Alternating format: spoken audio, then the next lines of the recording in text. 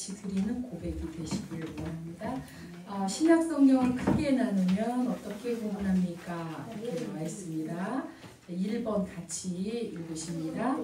사복음서, 마태복음, 마가복음, 누가복음, 요한복음. 복음자가 4개가 들어가는 게 있어서 사복음서라고 이야기합니다. 자, 2번 읽으시겠습니다. 역사서는 사도행전. 서신서 3번. 서신서 같이 보십니다.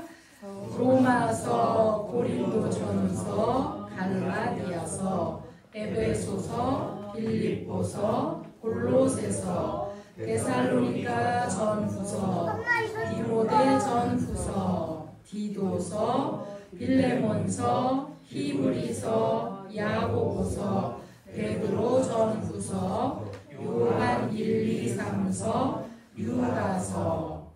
4번에 예언서는 요한계시록입니다. 로마서 서신서에 보면 지역 이름입니다. 로마, 고린도, 갈라디아, 에베소.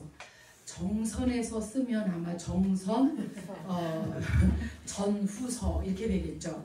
그래서 이 사도들이 성경을 쓸 때 어디에서 썼습니다.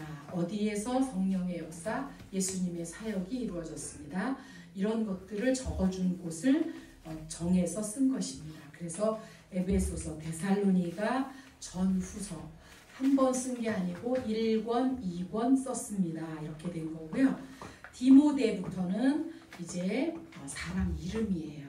그래서 디모데 전후서, 디도서가 쓴 거, 그 다음에 빌레몬이라는 사람이 쓴 거, 그리고 또 히브리에서 썼다. 그래서 히브리, 야고보도 또 여러 야고보가 있는데 제자 야고보, 베드로 전후서, 베드로가 2권을 썼습니다. 요한이 1, 2, 3서 1권 쓰고 2권 쓰고 3권을 썼습니다. 그 얘기고요. 자, 유다서가 또 유다가 썼다. 그런 얘기입니다. 그리고 예언서라고 하는 것은 마지막에 우리가 어떻게 될 것인가 하는 것을 마무리한 것을 예언서라고 얘기하죠. 그래서 요한계시록으로 신약에는 마무리가 됩니다. 그래서 읽으시면서 성경이 왜 이렇게 여러 이름이 많고 여러 권일까 그랬는데 이게 한 권씩 들어가는 거예요. 그래서 66권인데 3, 9, 27. 그래서 39권은 구약에 들어가 있고 신약은 27권이 신약에 들어가 있고 이렇게 보시면 됩니다. 근데 그렇게 어려운 거 막 이렇게 고민하지 마시고요. 그냥 말씀 주실 때마다 편하게 읽으시면 돼요. 네.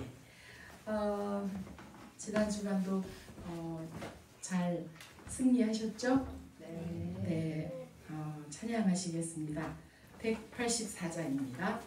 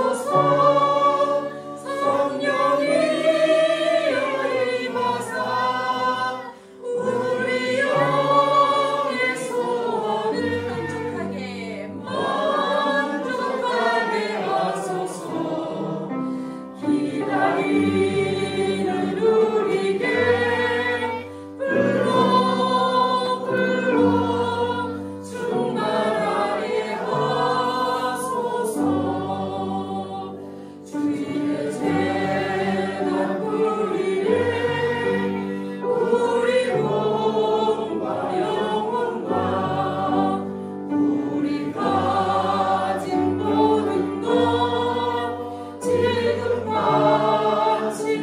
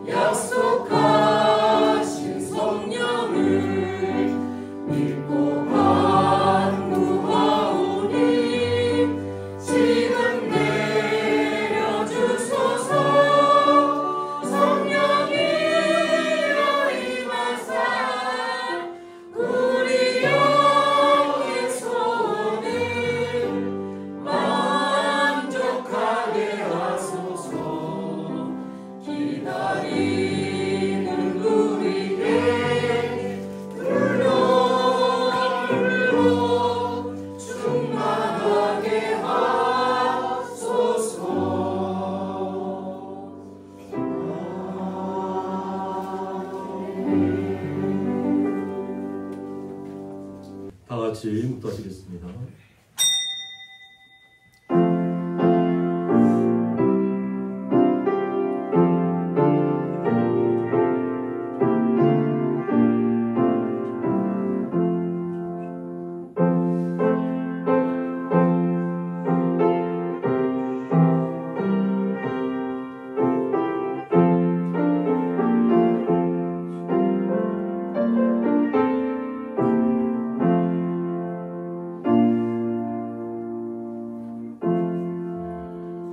하나님은 영이시니 예배하는 자가 신령과 진정으로 예배할지니라.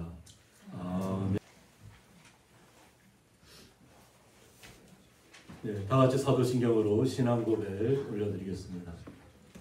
전능하사 천지를 만드신 하나님 아버지를 내가 믿사오며 그 외아들 우리 주 예수 그리스도를 믿사오니 이는 성령으로 잉태하사 동정녀 마리아에게 나시고 본디오 빌라도에게 고난을 받으사 십자가에 못 박혀 죽으시고 장사한 지 사흘 만에 죽은 자 가운데서 다시 살아나시며 하늘에 오르사 전능하신 하나님 편에 앉아 계사가 저희로서 산자와 죽은 자를 심판하러 오시리라. 성령을 믿사오며 거룩한 공예와 성도가 서로 교통하는 것과 죄를 사하여 주시는 것과 몸이 다시 사는 것과 영원히 사는 것을 믿사옵나이다. 아멘.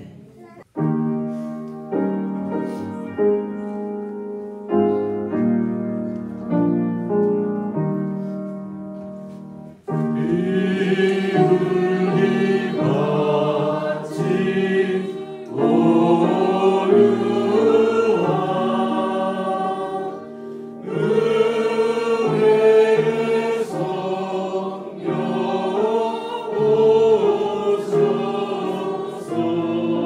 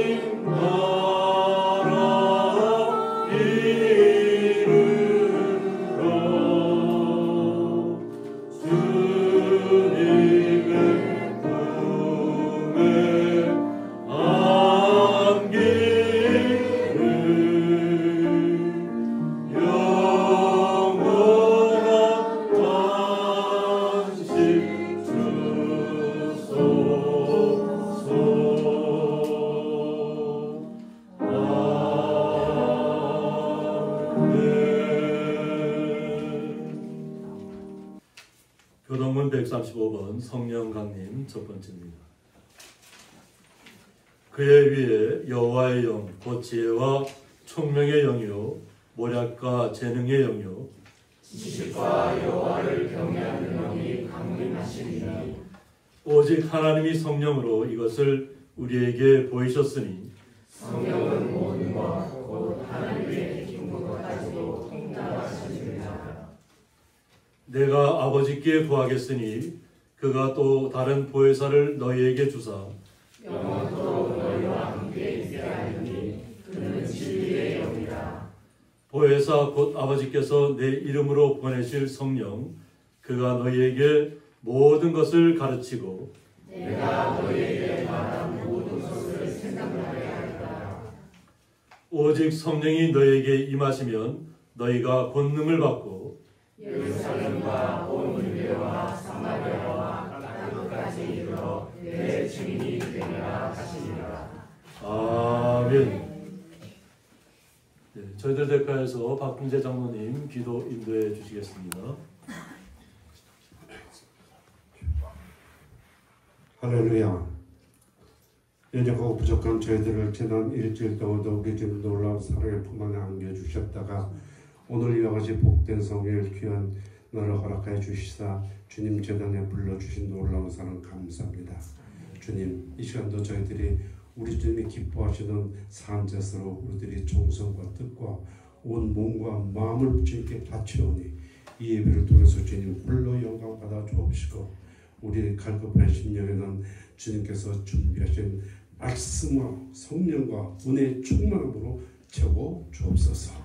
이 세상 살 때 저희들은 알고도 모르고도 주님을 멀리하고 주님 가슴 아프게 했던 모든 죄를 자복하오니 이 시간 저희들을 성령의 불로 깨끗이 씻어주시사 정결한 마음으로 신실된 모습으로 우리 주님 앞에 설 수 있도록 은혜를 허락하여 주옵소서. 이번 주는 주님의 성령 강림 주일입니다. 그 옛날 마가의 다락방에 120명 성도가 모여 주님께 간절히 기도할 때 성령의 역사가 임하셨습니다. 오늘 이 자리 우리 고향리 교회 저희들이 간절히 주님을 사모하며 성령을 그리워하고 있사오니 불같은 성령으로 이 시간 충만케 채워주셔서 저희들이 삶이 변화되는 놀라운 은혜와 역사가 있게 하여 주옵소서. 저희들이 성령을 받음으로 인해서 모든 주님께서 맡겨주신 일을 감당할 수가 있는 줄 믿습니다. 성령의 인도함 없이는 아무것도 못한 거 아시지 않습니까? 주님 성령으로 충만케 채워주셔서 우리 주님을 기쁘시게 하고 우리 주님을 항상 영화롭게 하는 우리 고향역의 온 성도들이 될 수 있도록 우리 주님께서 은혜를 허락하여 주옵소서. 주님 이 나라의 민족 주님께서 사랑해 주시는 믿습니다. 대통령이 새로 선출됐사오니 주님 대통령과 또 민주당이 여호와를 경외하며 국민을 사랑하는 마음을 베풀어 주시사 모든 당리당략을 다 제거해 주시고 협치하는 가운데 국민의 삶을 아름다운 삶을 이어갈 수 있도록 우리 주님께서 인도해 주시고 우리 주님께서 친히 감찰하여 주옵소서. 이 나라는 우리 주님께서 세우신 나라입니다. 주님 뜻대로 이루어질 수 있도록 저희들이 늘 깨어 기도할 수 있도록 은혜 베풀어 주심을 믿습니다. 주님 우리 고향리 교회 늘 하나님 영광이 나타나는 교회 말씀이 살아 생동하는 교회 사랑이 충만한 교회가 되게 도와주셔서 오직 주님께만 영광 돌리는 복된 교회가 되게 인도하여 주옵소서. 주님 저희들이 이곳을 주님을 만나게 인도주시고 이곳을 그 답답한 심령을 위로받게 하시고 이곳을 아픈 곳이 치유받는 놀라운 역사가 또한 일어날 수 있도록 우리 주님께서 은혜를 베풀어 주옵소서. 우리 목사님 항상 주님 능력의 손으로 강한 손으로 붙잡아 주시사 어느 곳으로 가든지 동행하여 주옵시고 가시는 발걸음마다 예수 향기 풍겨지도록 도와주시오며 내주하는 사모님도 늘 건강의 축복을 임하주셔서 두 분이 교우들을 위해 기도하는 모든 기도가 다 들어 응답받게 허락하여 주옵소서. 오늘도 귀한 말씀 저에게 전합니다. 우리의 영적 귀를 열어주시고 마음을 활짝 열어주셔서 주시는 말씀이 우리의 삶의 지표가 되게 도와주시오며 그 말씀 붙잡고 저희들이 늘 깨어 기도할 수 있는 은혜도 베풀어 주옵소서. 오늘도 주님 남성 중천단지 주님께 영광 돌립니다. 이 찬양이 주님의 보좌를 옮길 수 있는 그런 찬양이 되게 허락해 주시고 듣는 우리 성도들은 하나님의 은혜의 찬양이 될 수 있도록 은혜를 베풀어 주옵소서. 오늘도 주의 이름으로 모이는 처소마다 우리 주님 홀로 영광 받아 주시옵기를 우리 주님 예수 그리스도 이름으로 간절히 기도하고 원하옵나이다. 아멘.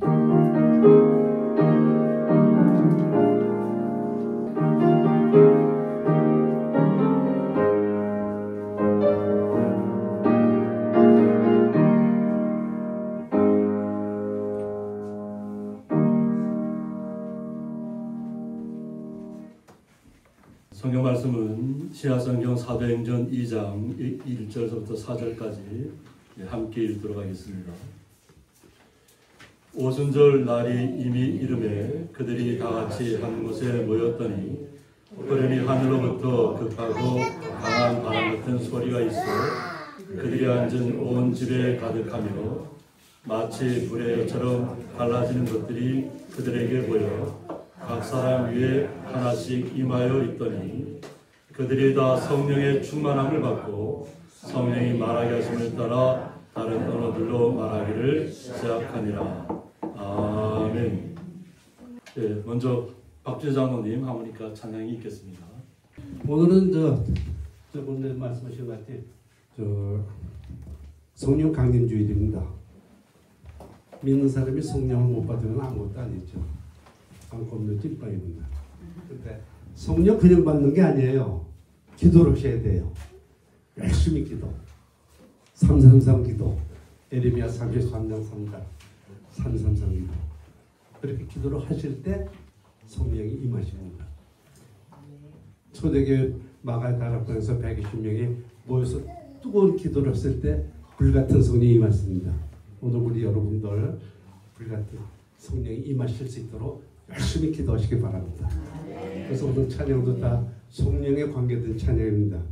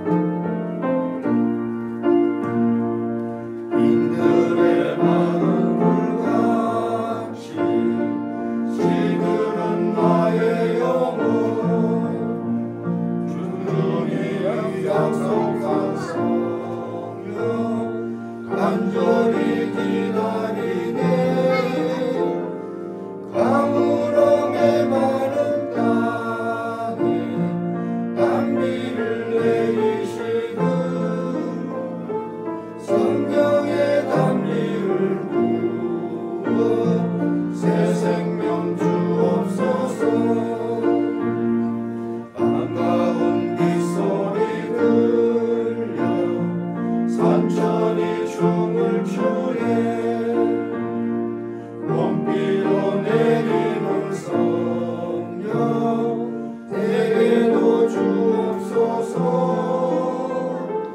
아무렇게 마른 땅에 단비를 내리시는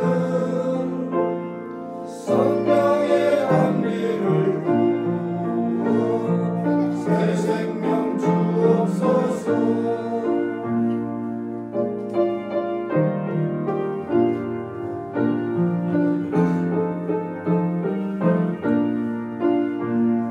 참되신 사랑의 언약 어길 수 있어야 오늘의 흡족한 은혜 주실 줄 믿습니다. 아무런의 마른 땅에 단비를 내리시는 성령의 단비를 부어 새 생명 주옵소서.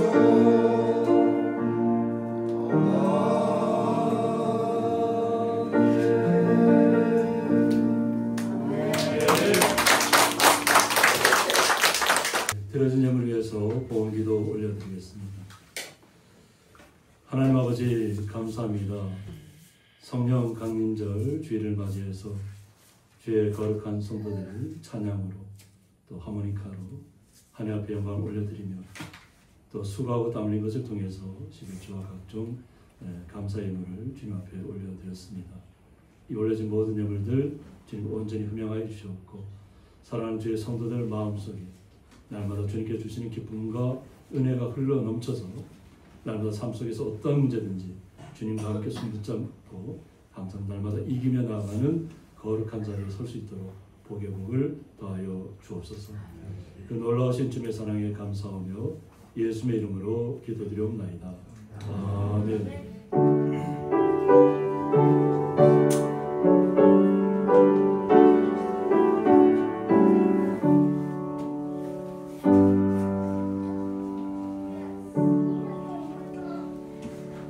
주님의 이름으로 환영합니다.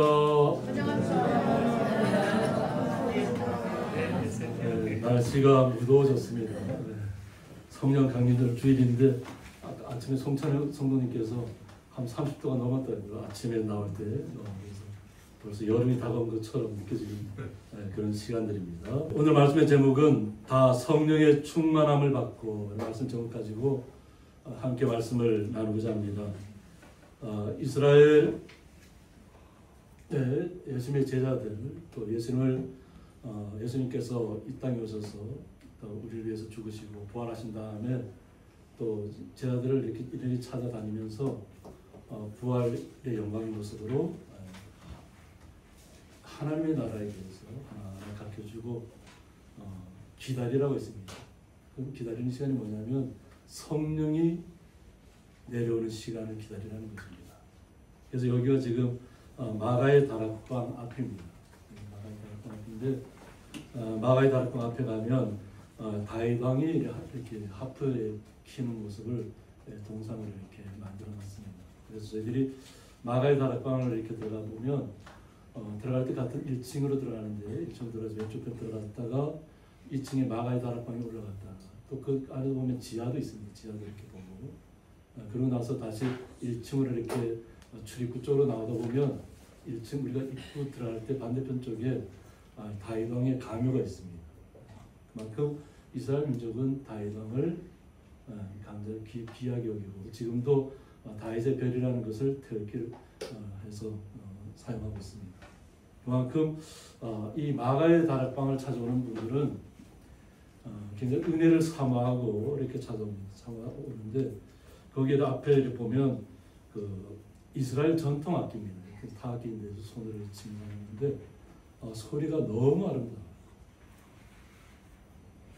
어떻게 이런 소리가 날까 싶을 정도로 굉장히 아름다운 소리여서 제가 거기 참 귀를 기울였게 됐는데 제가 영상으로는 그때 그 당시에 많이 찍지 못했습니다. 막 그때 순례객들이 너무 갑자기 다가오고 그래서 많이 하지는 못했는데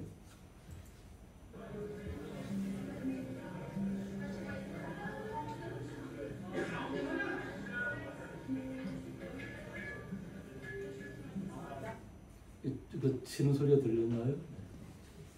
굉장히 그 청동으로 된 건데 거기에 치는데 굉장히 아름다운 음률이 이렇게 흘러나오고 순례객들이 거기를 매일 찾아와서 오순절 때 성령 강림에 대해서 그때 어떤 일이 일어났는가를 말씀으로 들었던 것을 갖다가 자신들이 그 장소에 직접 와서 체험하는 그런 시간들을 갖습니다.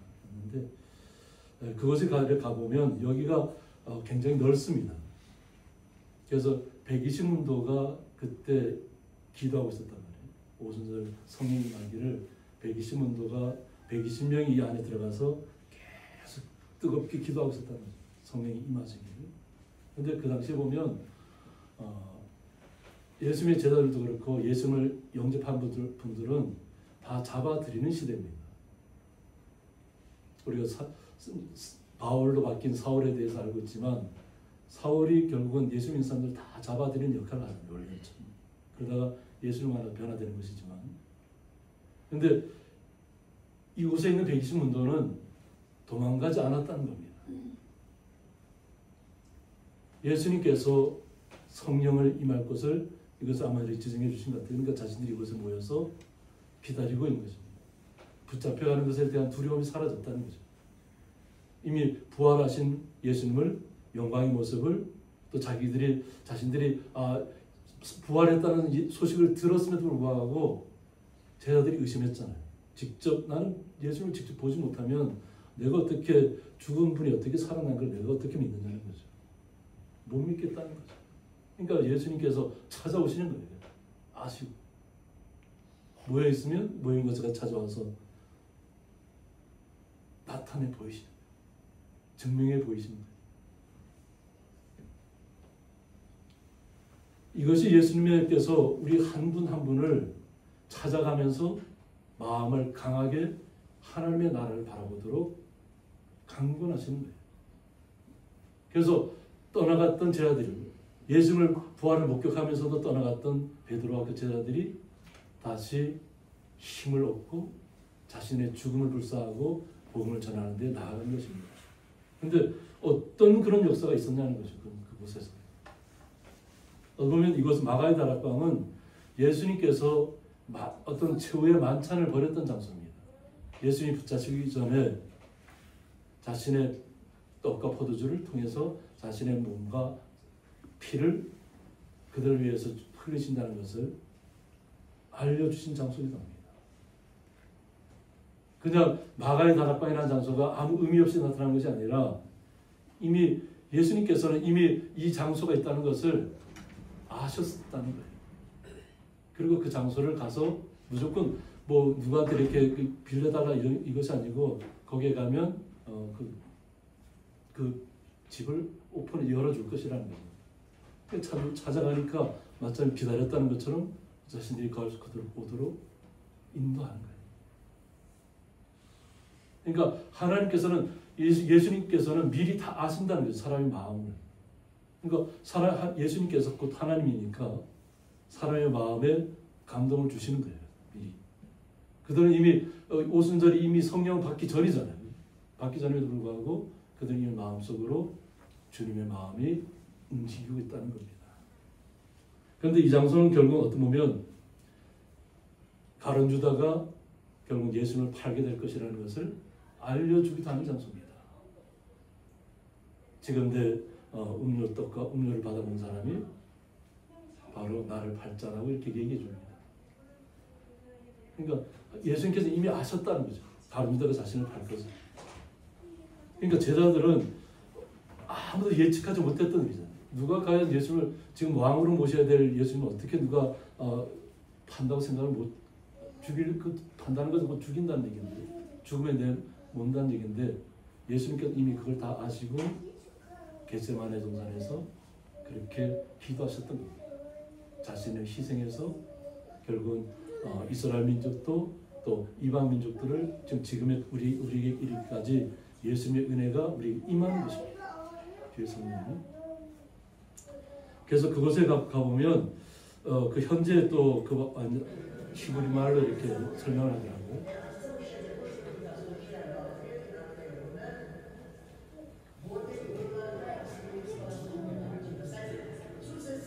그러니까 예수님께서 이곳에서 어떠한 사역을 하시는지를 최후의 만찬과 또 마가의 다른 오순절의 역사가 있었던 것을 히브리 말로 이렇게 표현하는 것입니다. 그러니까 우리나라 사람들은 거의 안 보이죠. 그 외국 분들이 거의 다 이곳에 와서 말씀을 듣기도 하고 그 예수님의 그 은혜를 체험을 하고 기도를 많이 하고 한국 사람들은 이제 순례 내가 이곳을 다녀왔다 그리고 이런 것에 이렇게 의미가 끝나는데 이분들은 그곳에 와서 이렇게 어느 한자 계단에 앉든지 어느 자리에 앉아가지고 그 당시에 있었던 일을 묵상을 하는 분들을 많이 봤어요. 제가 갈릴리에 갔을 때도 그렇고 가면 항상 혼자서 따라가서 항상 묵상을 한다. 그러니까 예수님의 은혜가 어떻게 자신들을 위해서 희생하셨고 어떻게 사역하셨는지를 마음속에서부터 깨닫는 것입니다. 그러니까 오순절의 강림절 주일을 그냥 의미 없이 우리가 지내서는 안 될 것입니다. 우리의 하나님의 역사는 예수님의 역사는 계속 되어지지만 그러나 어떻게 우리에게 성령의 역사가 임했는지는 분명하게 우리가 알고 있어야 한다는 것입니다. 그래서 오순절 날이 이미 이르면 그들이 다 같이 한 곳에 모였다고 했습니다. 그러니까 120문도가 그 마가의 다락방에 다 모여서 성령이 임하기를 기도하고 있었다는 것입니다. 그런데 어떤 현상이 일어나냐면 호련히 하늘로부터 급하고 강한 바람 같은 소리가 있어 그들이 앉은 온 집에 가득하며라고 했습니다. 하늘로부터 급하고 강한 바람 소리가 있었다. 외부에서 들어올 수 없는 데잖아요, 그죠? 근데 거기에 급하고 강한 바람이 불면서 뭔가 이렇게 불꽃이 임하는 불이 임하는 것 현상을 이곳에서 체험하게 된다는 것입니다. 120문도. 그냥 우리가 감동 받았습니다, 은혜 받았습니다 이렇게 표현되는 것이 아니에요. 성령님이 각 사람 위에 오셨다는 거예요. 한 사람 한 사람. 그러니까 전체적으로 그냥 뭉뚱그려서 그러니까 성령이 왔습니다 하고 이렇게 얘기하는 것이 아니라 거기에 120문도가 있는데 120문도 머리 한 사람 한 사람 머리 위에마다 급하고 강한 번호쌤 있으면서 성령이 임했다는 거예요. 그 성령이 임한 것이 눈에 보였다고 합니다. 근데 어떤 모습을 보였냐면 불의 혀처럼 하면서 불이 나타났는데 그 불꽃이 혀 같다는 거죠. 그러니까 불꽃이 계속 움직였을 거 아니에요. 그 불의 혀처럼 갈라지는 것들이 그들에게 보여 각 사람 위에 하나씩 임하여 있다고 했습니다. 한 사람 한 사람 위에 임하여 있다는 거죠. 나 혼자만 있을 때 내 위에 이것이 임했다면 내가 볼 수가 없잖아요. 그죠? 그런데 120문도가 있는데 각 사람 위에 다 불의 혀처럼 성령이 임해 있다는 것을 그들이 다 묵도하고 서로가 서로를 묵도하는 거예요. 성령이 임했다. 이 성령이 임하면서 우리에게 그 주신 의미가 있잖아요. 오직 성령이 너에게 임하시면 너희가 권능을 받고 예루살렘과 온 유대와 사마리아와 땅끝까지 이르러 내 증인이 되리라 하고 있습니다. 사도행전 1장 8절에서 한 사람 한 사람이 증인이라는 거죠. 증인이라는 것은 증언한다는 거죠. 예수님. 그리고 성령님이 우리에게 임했다는 거죠. 그것을 예수님께서 약속하신 대로 50일째 되는 날에 딱 임했다고 합니다. 그래서 오순절이라고 하는 거죠. 그래서 그 마가의 다락방에 있던 120문도가 모두 다 성령의 충만함을 받았다는 거죠. 어느 한 사람 빠지지 않고 다 성령의 충만함을 받아서 서로가 서로를 위해서 축복하는 시간을 갖게 된 겁니다. 그런데 이 축복이라는 시간이 어떤 시간을 나타내면 성령이 말하게 하심을 따라 다른 언어들로 말하기를 시작하니라고 했습니다. 120명의 문도가 서로 다른 말을 하기 시작했다. 서로 다른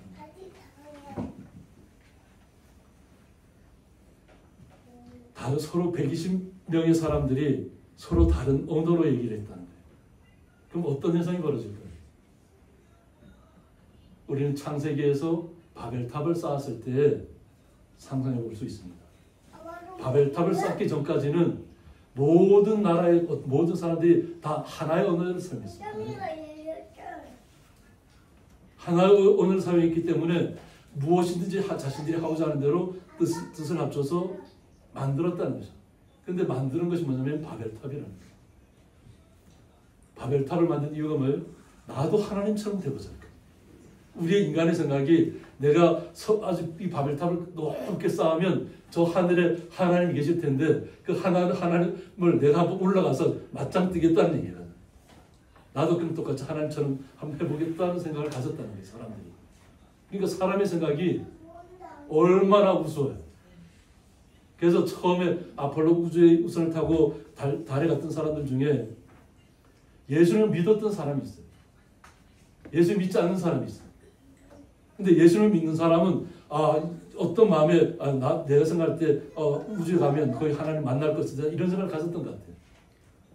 막상 가보니까 하나님이 안 보이잖아요. 우주라고 해서 올라가 봤는데 그러면서 그 사람은 신앙을 잃어버렸어요. 왜? 하나님 난 계실 줄 알고 하늘에 가면 만날 줄 알았는데 가보니까 그냥 별밖에 안 보이고 그냥 우주 공간이죠. 빈 공간이죠. 근데 예수를 믿지 않았던 사람은 그곳에 올라가서 이 달차를 가기 전에 우주를 가보니까 이 모든 세상을 하나님이 창조하셨다는 게 깨달아요. 그래서 믿지 않았던 사람은 오히려 정말 신실한 믿음의 사람으로 바뀌는 거지. 그러니까 우리가 보통 이게 허수에 빠지는 것이 뭐냐면 아주 힘이 강하고 제 예전 일들이에요. 제가 주변에서 겪었던 일들인데 다 어떻게 해요? 하나님을 나한테 보여주면 믿겠다는 거예요. 그러면서 내 주먹을 믿지 난 하나님 안 믿는다는 거예요. 뭐 눈에 보이지 않는 하나님 내가 어떻게 믿는다는 거죠. 근데 그런 분들이 죽음의 순간을 당하면서 자기에게 마지막 생명이 다했다고 깨닫는 순간 주님 앞에 나가서 매달립니다. 그러고 나서 하나님을 영접하고 예수님을 영접하고 생명을 연장을 받아요. 죽어야 될 사람들이 제 주변에 너무 그런 분들이 너무 많아요. 사례를 들기도 너무 많고 하나님의 역사가 우리가 초창기에 믿음이 없을 때에는 하나님의 역사가 그냥 그대로 나타났어요. 기도하면 그냥 병이 다 나아버리는 거예요. 그리고 하나님 앞에 매달리면 죽을 사람이 살아나 있게 생명의 연장을 받는 거예요. 근데 요즘은 다 어디를 가요? 무조건 아프면 다 병원 가잖아요. 내가 의사가 되잖아. 어떤 약을 내가 먹어야 되겠구나. 우리는 반 의사가 다 됐어요. 내가 어디가 아프면 어떤 약을 먹어야 되고 어떤 병원을 가야 되고. 그런데 제가 어저께 우리 권사님들하고 연주에 발표가 있어서 갔다 왔는데 하면서 이게 뭐냐면 서울은 못 살겠다는 거예요. 도시는 못 살겠다는 거예요. 시골이 이제 좋다는 거예요. 도시에 적응할 수 없다는 거예요. 다 가보니까 예전의 도시가 아니더라고. 가는 데마다 다 아파트촌이지. 도로는 너무도 잘 돼 있지. 그런데 계속 길은 헤매지. 못 있겠다. 빨리 고향으로 내려가야겠구나. 우리는 주님의 사람으로서 살아갑니다. 그런데 이 땅에서 서로 다른 언어를 사용할 때가 결국 그때는 바벨탑 때는 혼돈의 시기예요. 하나님께서 다 같이 하나의 언어를 사용하니까 그들의 언어를 다 서로 못 알아듣게 해버렸어요. 그래서 언어가 많아졌습니다. 서로 언어가 갑자기 다 통했는데 서로 통하지가 않는 거예요. 언어가 서로 통하지 않는 거예요. 무슨 말을 하는지 모르는 거예요. 그러니까 다 뿔뿔이 다 흩어질 수밖에 없는 거예요. 그래서 혼돈의 시기가 왔던 거예요. 그런데 오늘 성령의 임함을 통해서 어떻게 해요?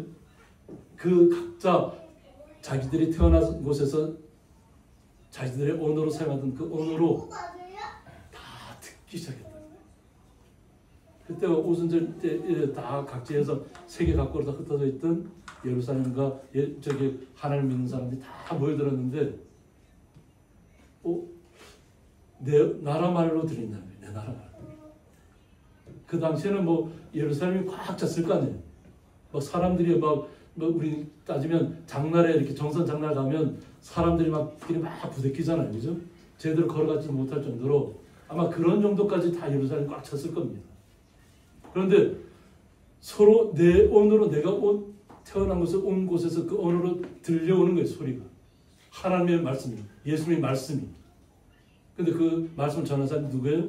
120문도가 서로 다 각자 언어로 얘기합니다. 각 나라 언어로. 그래서 우리가 방언이면 막 우리가 못 알아듣는 언어가 아니고 성경에서 말하는 방언, 바로 어떤 정확한 방언은 뭐냐면 성경에 기록된 언어는 각자 나라의 언어로 말하는 것을 듣는 것이에요. 배운 적이 없어요. 배운 적이 없는 언어로 말하기 시작한 거예요. 예수님의 그것 복음을 말씀하는 거예요. 예수님의 사역을. 이 넓은 지역에서 온 사람들이 각자 자기의 언어로 다 들으니까 어떤 마음을 가졌을까요?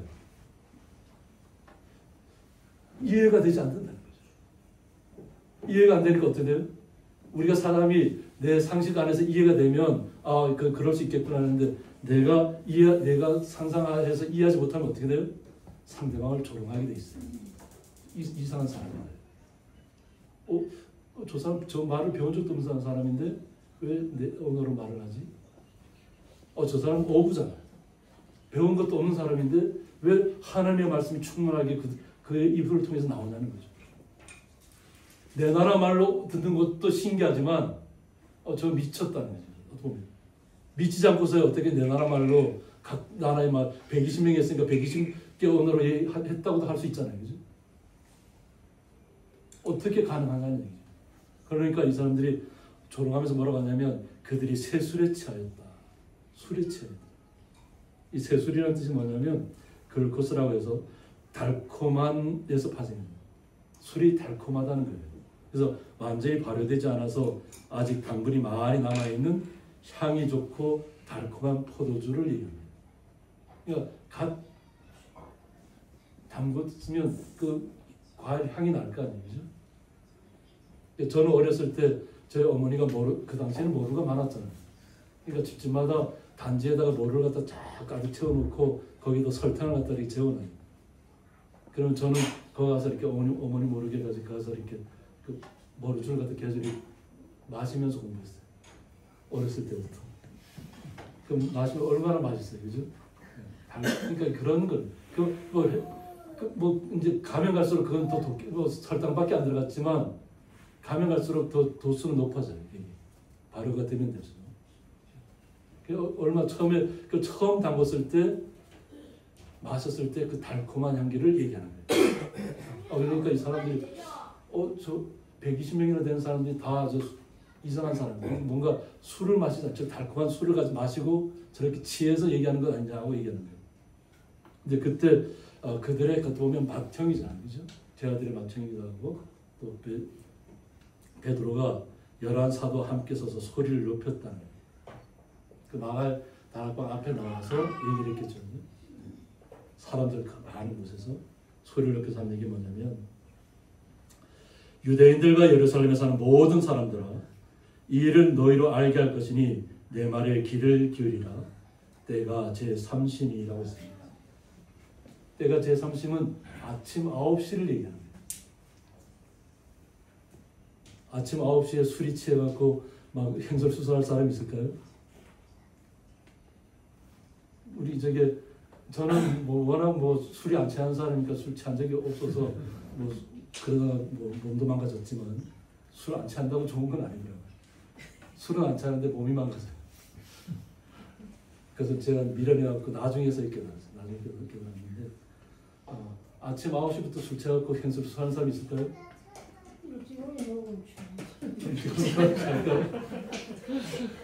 우리 양반은 식전에도 먹고 취해가지고. 그러신 적 있어요? 나 먹고 양반은 식전에. 그분이 아침 식전부터 취해서 그랬어요. 술이 먹고 좋아서 안 먹다고. 워낙 중독된 거예요. 술을 못 마셔서 잠이 안 올 정도면 그죠? 근데 지금 여기에 120명이라는 사람들은 그냥 계속 뭐 하고 있었다고요? 기도하고 있었어요. 기도밖에 하지는 않았는데 갑자기 영어로 얘기를 하고 우리말로 따지면 중국어로 얘기하고 홍콩말로 얘기하고 그죠?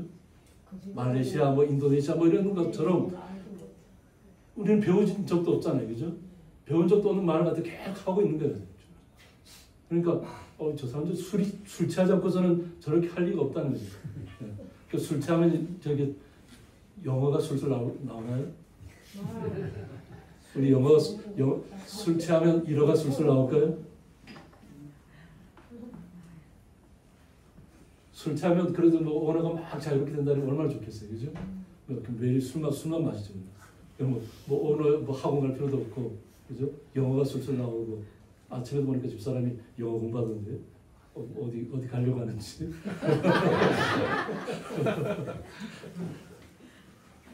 지금 아침 9시니까 너희들이 생각하는 것처럼 술 취한 게 아니라는 거예요.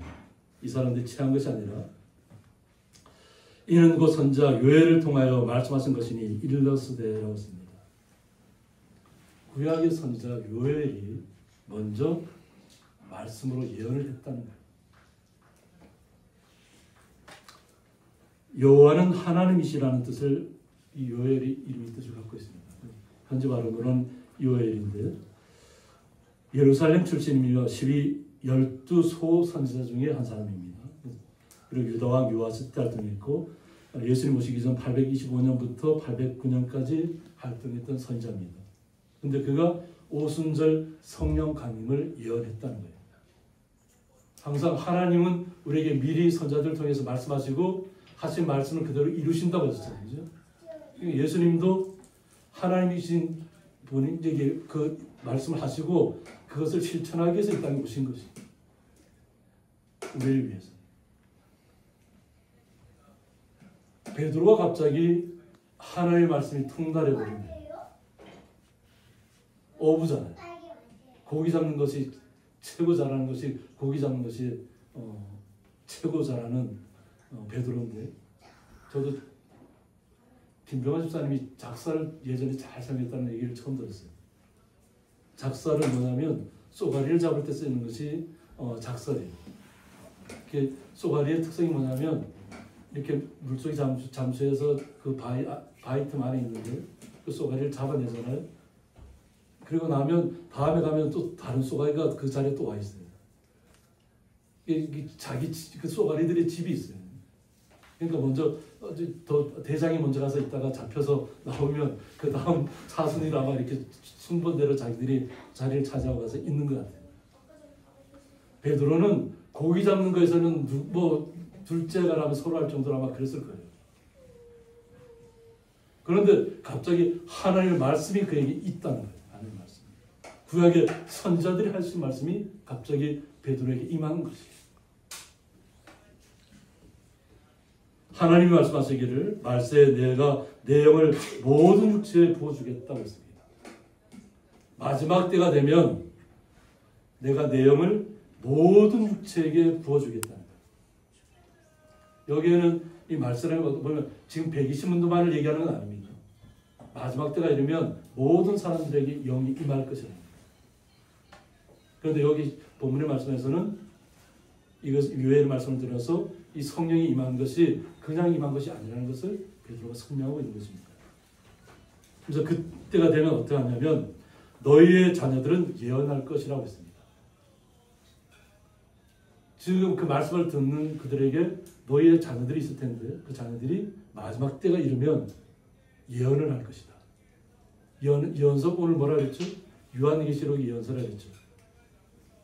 요한계시록을 잘 읽어보시면 마지막 때 어떤 현상들이 나타날 것이 다 기록이 되어 있습니다. 그래서 말씀대로 우리는 살아야 됩니다.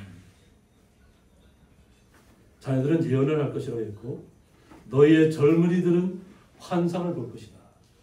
하나님께서 어떻게 이 땅을 새롭게 하실지를 환상을 보여서 알려주겠다는 거예요. 멸망할 자에게는 멸망의 모습을 보여줄 것이고 또 하나님의 나라에 임할 사람들은 하나님 나라의 나라, 그래서 어떤 나라인가를 분명히 보여줄 것입니다. 우리는 말씀으로 들었지만 그 말씀이 현실이 될 때가 올 것이라는 겁니다. 그리고 여기서 너희의 늙은이들은 꿈을 꾸리라고 했습니다. 나이 많으신 어르신들은 꿈을 꾸게 될 것이라는 거예요. 그 꿈이 뭐냐면 하나님께서 주시는 꿈이라는 거예요. 우리가 알지 못하잖아요. 그죠? 그런데 하나님께서 꿈을 주실 때는 아마 바로 왕이 그 임했던 것처럼 분명하게 우리에게 알게 하실 꿈을 주실 것입니다. 앞으로의 모든 생이 어떻게 변할 것을. 그때 내가 내 영을 내 남종과 여종들에게 부어주리니라고 했습니다. 그때는 그들이 예언할 것이요 라고 했습니다. 분명히 하나님께서 먼저 말씀으로 우리에게 주신다는 것입니다. 말씀을 주지 않고 먼저 말씀이 없는 일은 버리지 않는다는 것이 하나님의 뜻이에요. 예수님께서도 그렇고.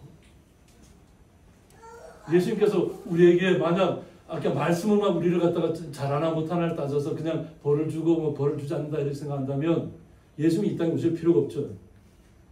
몸소 그 아픔을 겪을 일도 없고 죽음을 경험할 일도 없습니다.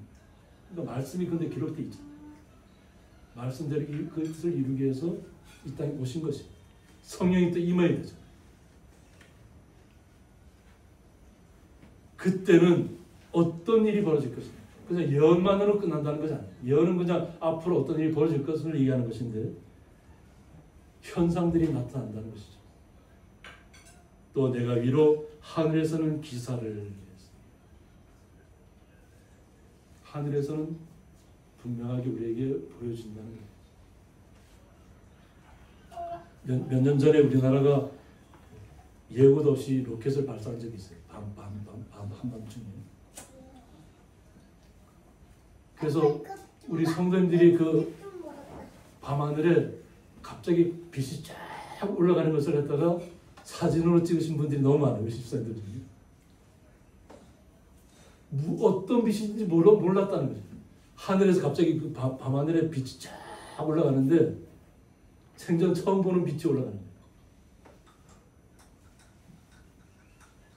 근데 나중에 그 다음날 아침에 다 알고 봤더니까 예고 없이 로켓을 쐈다는 거예요.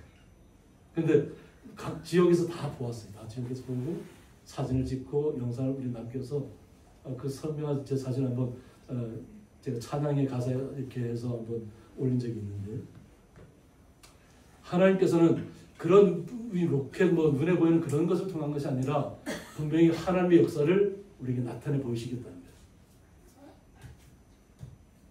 그리고 아래로 땅에서는 징조를 베풀 것이라고 했는데 그 징조가 곧 피와 불과 연기라고 했습니다. 어떤 면에서 듣기에 따라서는 섬뜩한 이야기입니다. 피, 생명이잖아요. 근데 피가 겉으로 보였다는 건 뭐예요? 죽음을 얘기합니다. 불, 세상이 다 타버릴 거라는 거예요. 이것을 베드로가 얘기하고 있습니다. 베드로 전후서를 한번 잘 읽어보세요. 그런데 이것을 우리가 받아들일 때 하나님의 사람들은 절대 두려움으로 받아들여서는 안 됩니다. 우리는 이미 구원받은 백성입니다. 그런데 그것을 두려움으로 받아들이면 제가 예전에 집사로 있을 때 청년들 지도교사로 있으면서 그 말씀을 전했더니까 뭐 제 사촌 그 동생 여동생 저한테 찾아와서 오빠 왜 그런 무서운 얘기를 갖다 하냐. 그런 무서운 얘기 하지 마. 하나님의 말씀이잖아. 근데 우리가 그 말씀을 준 건 뭐냐면 벌벌 떨라는 얘기가 아니에요. 마지막 때에는 그러한 일이 있을 것이다. 근데 그것이 뭐냐면 우리가 있는 이 대기권이 사라진다고 얘기해요. 대기권이 사라지면 어떻게 될까요? 우리 정영 성도님. 대기권이 사라지면 어떻게 되나요? 우리가 숨 쉴 수 있을까요? 숨을 못 쉬고 이 모든 지구가 다 불타버립니다. 왜? 지금 오는 것을 대기권이 막고 있기 때문에. 그리고 외부에서 들어오는 위성들은 어떻게 해요? 다 타버리잖아요. 우리는 숨을 쉬고 살고 있는 것인데 외부에서 들어오는 뭐 돌멩이라든가 위성이라든가 뭐 들어오는 것은 들어오면서 다 불타버리고 우리에게 떨어질 때는 거의 뭐 사라진 상태로 들어옵니다. 그러니까 우리한테 충격을 못 주는 거예요. 태워버리는 것이 우리를 살게 하는 거예요. 그래서 산소라는 거예요. 어떤 광고에 예전에 그런 것도 산소 같은 여자라는 얘기 광고도 있었잖아요. 그죠? 우리가 숨을 쉴 수 있고 우리가 피부가 좋아지고 우리가 잠을 잘 잘 수 있도록 하는 것도 다 산소가 있기 때문에 우리가 잠을 잘 자고 있는 거예요. 우리가 잠자는 순간에도 계속 숨을 쉬고 있는 것이에요. 근데 그것이 사라지면 어떻게 될까요? 숨을 쉴 수 있나요? 공기가 사라지면? 산소가 사라지면? 그런데 하나님께서는 우리는 이미 그때는 마지막 때는 우리는 하나님의 나라로 옮긴 상태입니다. 그러니까 두려워하지 말라는 거예요. 근데 다만 우리는 그것을 경계를 삼아야 된다는 거예요. 그냥 무의미하게 흐릿무릇하게 그냥 되는 대로 그냥 흘러가 되겠지 이런 생각을 살지 말라는 거예요. 마지막 때에는 어떤 일이 일어날 것을 우리는 미리 알고 있는 거예요. 말씀을 통해서 알고 있는 사람은 어때요? 두렵지 않은 거예요. 그런 일이 반드시 있을 일이지만 두려움은 나에게는 없다는 얘기예요. 왜? 우리는 주님을 믿으니까. 말씀이 새하늘과 새 땅을 우리에게 주신다고 하셨잖아요. 약속을 하셨습니다. 우리에게는 새하늘과 새 땅이 예비되어 있습니다. 그러나 우리가 이곳에 살고 있는 것에 목매어 살지 말라는 거죠. 현실에 너무 목매지 말라는 거예요. 하나님의 말씀을 바라보면 우리에게 새로운 생명이 생길 것이고 하나님께서 우리에게 지혜를 주시면 우리의 지식이 더할 줄 믿습니다. 피와 불과 연기라고 해서 그냥 모든 게 다 사르는 얘기예요. 그죠? 계속 아이슬란드라든가 이런 데서는 계속 용암이 계속 흘러나와요. 그래서 그 일대는 다 하늘은 다 연기로 덮여요. 연기가. 유황에서 나오는 그 연기가 하늘을 덮으면 비행기가 운항을 못해요. 비행기 운항을 못하고 그 유황에서 날리는 비산재가 우리 옛날에 이곳에 석탄 많이 할 때 아시나요? 고안사북이나 이런 데 가보면 발바닥 전체가 다 이렇게 석탄 가루에 비산 먼지가 날려요. 비 오는 날 가면 그냥 석탄 위를 걸어 다니는 철벅철벅하고.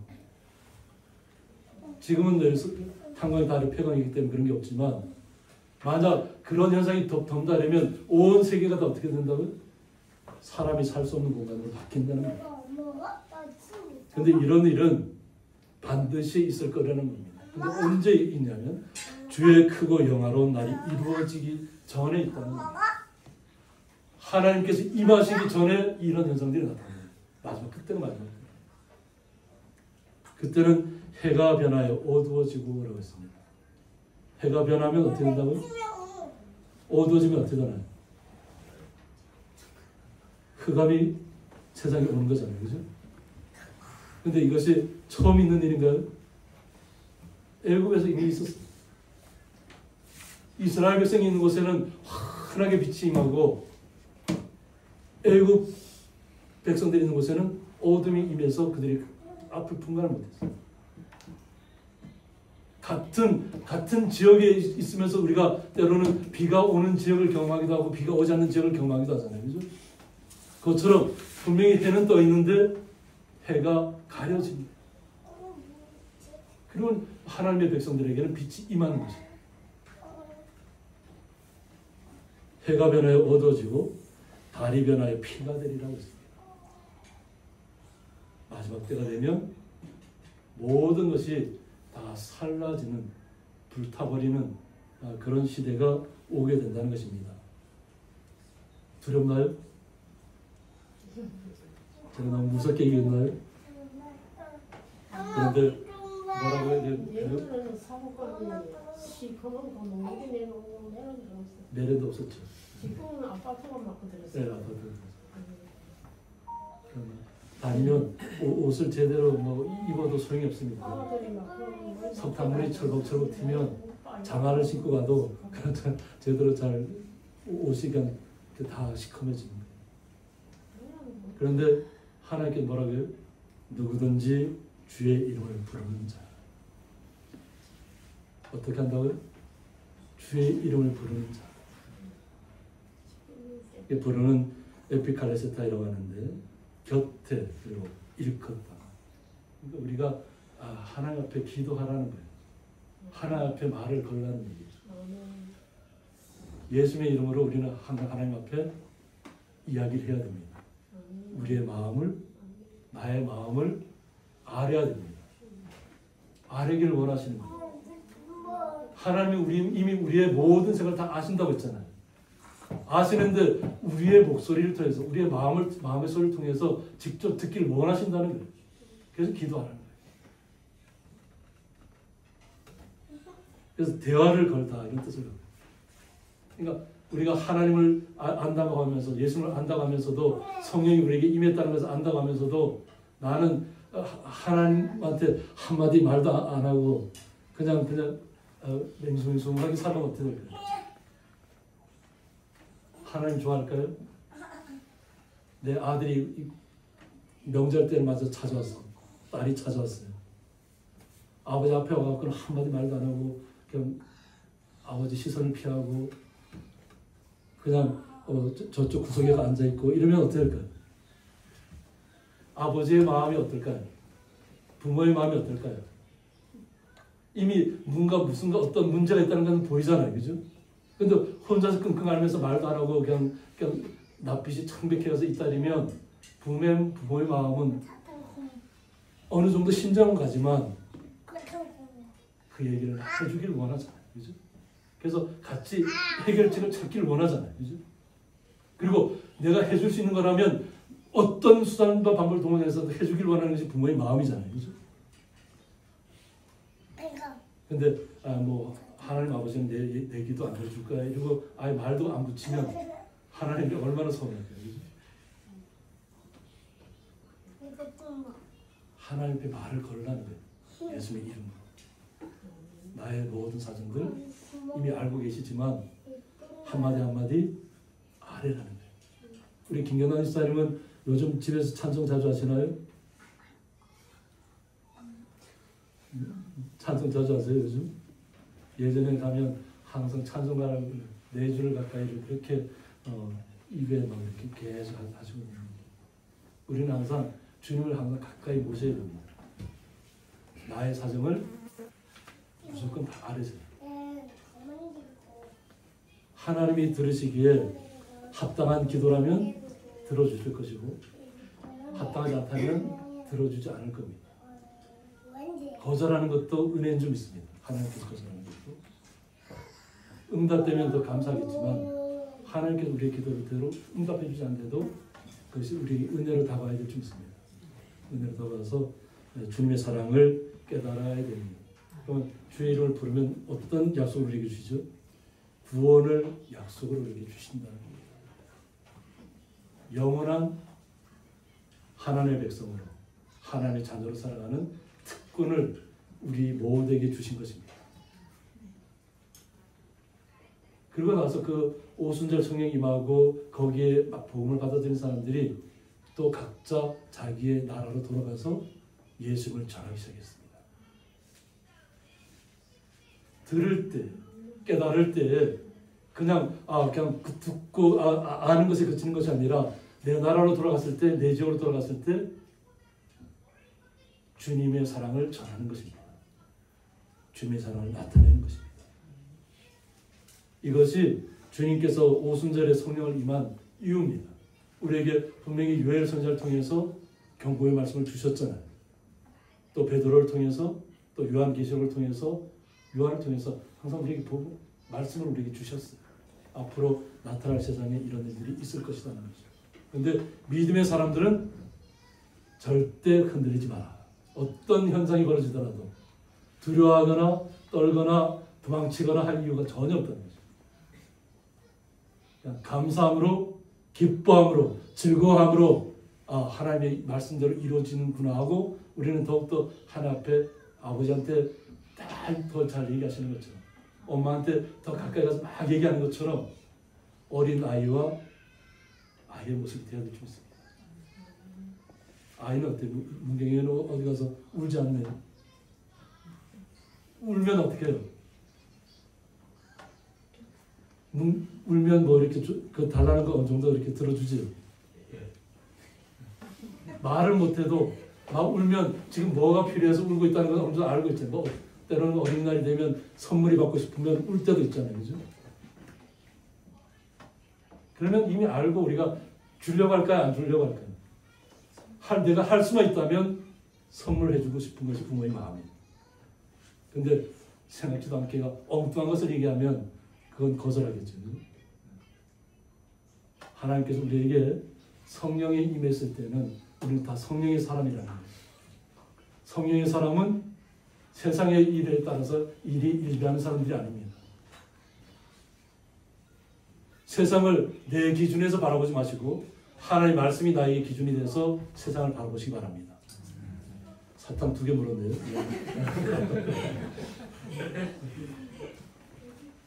주님의 마음이 흡족하도록 우리의 마음을 다 아뢰시면 주님께서 반드시 응답하실 줄 믿습니다. 함께 기도하겠습니다. 다 성령의 충만함을 받고라는 말씀을 통해서 오순절 성령 강림의 시간을 저희들도 베드로가 유해 선자를 통해서 말씀을 우리에게 전해 주었듯이 우리도 또한 예수님께서 말씀하신 대로 오순절 성령이 임했고 또 성령이 우리가 말씀 주님을 믿을 때 우리에게도 임했습니다.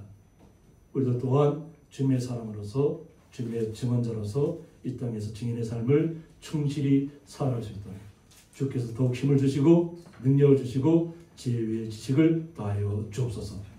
그 주님의 놀라우신 사랑에 감사하며 예수님의 이름으로 기도드리옵나이다. 아멘. 예, 교회 소식은 주보를 참조해 주시기 바랍니다. 예, 그리고 다음 주는 삼위일체 주일로 드리겠습니다. 예, 그리고 월요일 6월 9일 월요일 오전 11시 강동도의 응급부 임원 모임이 정선중앙교회에서 있습니다. 예, 그리고 유용은 사목 수도국제대학원대학교 학생연대회는 어저께 은혜 중에 잘 마쳤습니다. 예, 함께 기도해 주시고 협력해 주시고 동의해 주신 우리 모든 성도님들에게 다시 한번 감사드립니다. 우리 박수 치면서 한번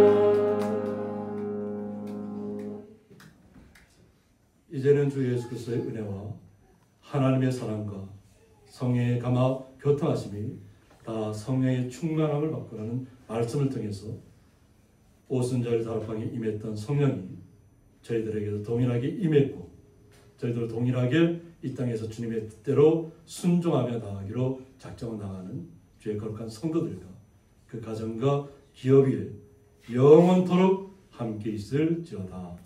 아멘.